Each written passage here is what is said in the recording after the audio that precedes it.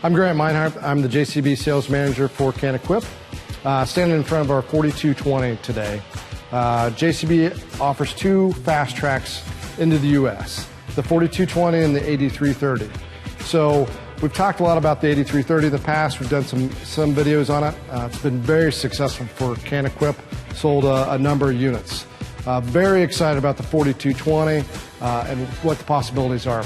Been selling those to the guys with feed wagons, round balers, front mowers, and just a number of applications where I think it could really do well for a lot of our customers. So a few things on the Fastrac. First, it goes 43 miles an hour. So that's important for our customers when they're trying to get from place to place and getting from job to job. But 43 miles an hour is one thing. Another thing is doing it comfortably and safely. So we'll go through a little bit of the features and benefits of the Fastrac. I'm going to start with suspension. This is a hydropneumatic suspension system. So it's got it rides on hydraulic all the way around. So each corner of the unit has a cylinder that it's riding on. So what that does is it gives you cushion throughout the ride. We have front and rear axles, so that's unique to the ag industry. Normally there's a transmission, hydraulic pump, everything in one container in the rear end. These have individual axles, which gives you better control of the unit. So up here you have this an actual sway bar. So the sway bar acts just like it would on a race car. So you don't have a lot of body sway. So when you're traveling at 43 miles an hour, it's stable. It walks through what it needs to. This is a hydropneumatic suspension, so you're riding on the hydraulic cylinders all the way around. And those tall things there are the cylinders. And then the suspension, the sway bar that I was referring to, is down there at the bottom that actually goes all the way from left to right. And then the braking system. So much like it is on a car or anything else that we have today, it has outboard disc brakes. So the disc brakes are visible, easy to change. The pads are right there. It also has ABS all the way around. So just like a car would, it has ABS braking system. It has a full frame all the way through, so it is just like a truck frame from front to rear. So that's another big thing as far as the ride and controllability of the unit. And rear axle that is unique to the market, where everything else is usually in one sump, one rear end. Okay, JCB has a single piece hood that is very service friendly. You have a lock here that can actually lock the hood, so you can lock it down. Then the cooling pack is very simple to get to. So just undo this clip, and then there's one more on the other side. You undo those.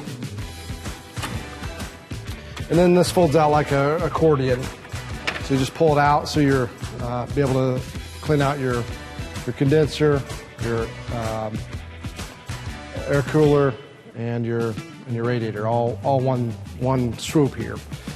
We do have optional reversing fans, so we can put those on if we're running a mower up front, those type of things.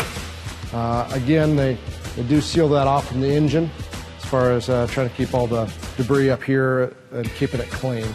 And this is running a Sisu engine, 220 horsepower, and 195 at the PTO. Okay, talking about the 4220 JCB Fastrac. So the 4220 does a few different things than the big brother 8330.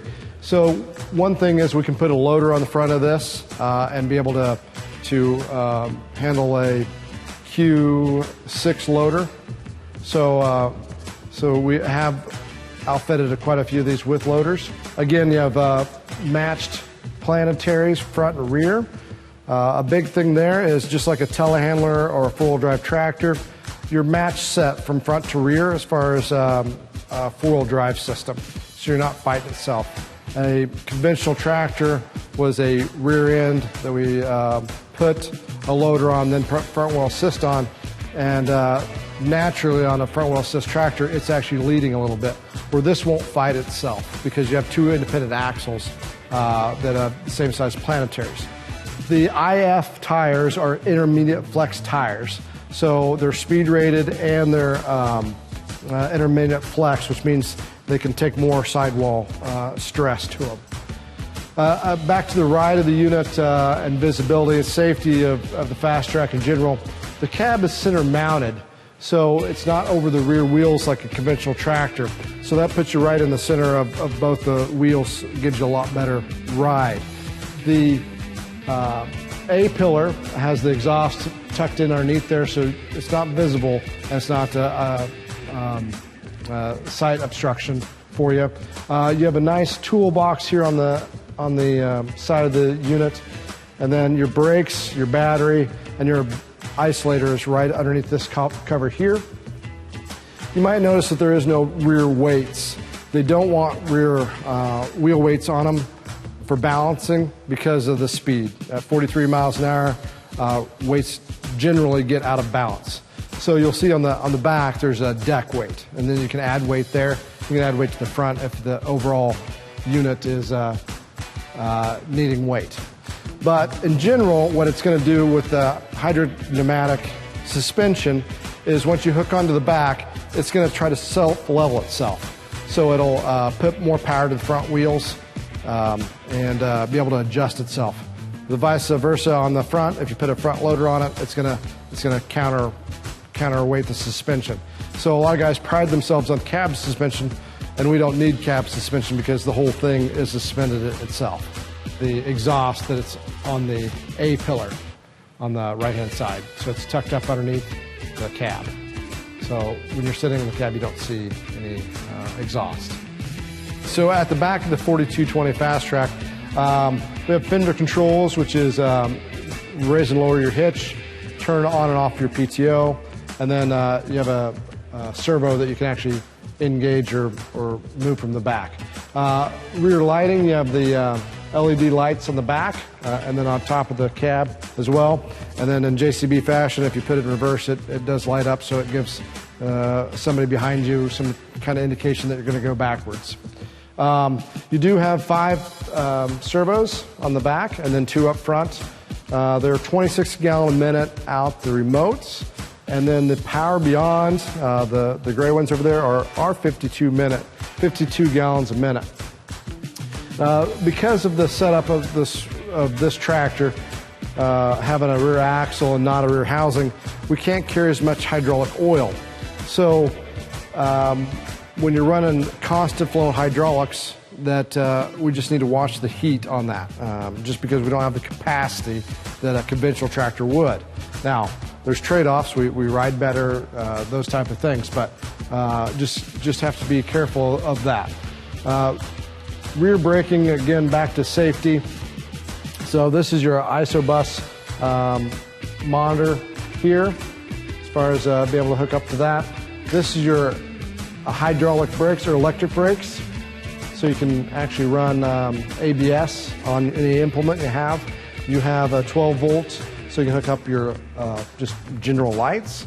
You have your 7-pin, which would be your tail lights and your electronic brakes.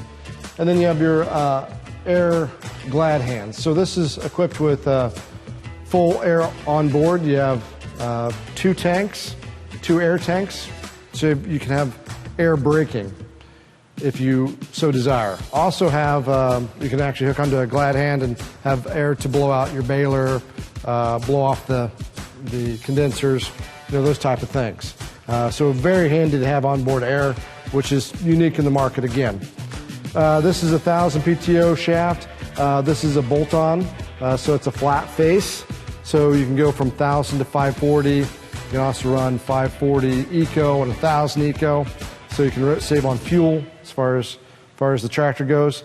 This is a self-dropping in pin hitch, so you can actually put the hitch up here, back into the implement, and it drops that pin for you. And then, of course, a 3-point, just like all tractors have on the rear. We do have, these are the European style hitches, but they have the category 2, category 3 balls that go in here. And then the rear deck weight, as far as 900 kilogram. Again, they don't want to put any kind of different kind of weight on them just because of the speed of these.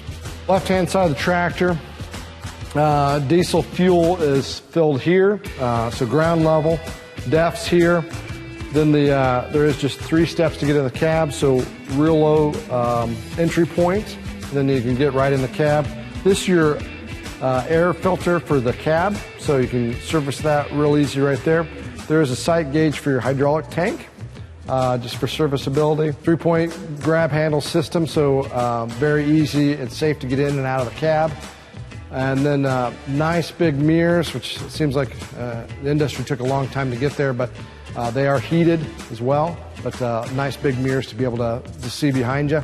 And then you can check your engine oil right over here on right in front of the tire, as far as not opening any cabs or compartments, anything like that. So everything's serviced right here on the ground, very service friendly as far as that goes.